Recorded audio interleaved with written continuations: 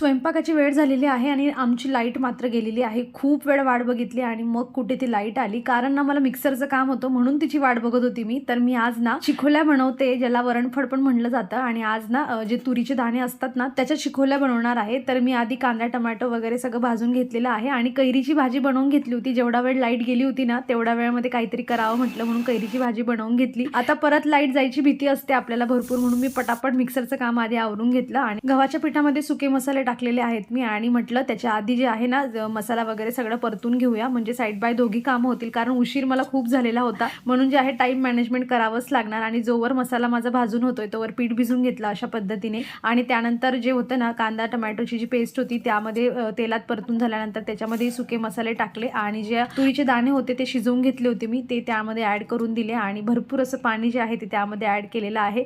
त्यानंतर पिठाचे जे आहे ना असे छान काप करून घ्यायचे. तुम्ही या वरण चिखोल्यांना काय म्हणतात मला नक्की कमेंटमधून सांगा. याच्या आधी पण रेसिपी शेअर केली होती पण तेव्हा तुरीच्या डाळीपासून बनवले होते मी, आता तुरीच्या दाण्यांपासून बनवते. सो रेसिपी थोडी डिफरंट आहे, टेस्ट पण थोडी चेंज होऊन जाते. आणि अशा पद्धतीने जे आहे नेहमी स्टीलच्या कुकरमध्ये बनवत असते पण तरीही खाली अजिबात चिपकत नाही. तर तुम्हालाही कुकरची लिंक पाहिजे असेल तर मला कमेंट करू शकतात तुम्ही. जेवण झाल्यानंतर थोडा वेळ मस्त इथे बाल्कनीमध्ये पियासोबत थोडा वेळ घालवला आणि चला आता भेटूयात आपण नेक्स्ट व्लॉगमध्ये. बाय.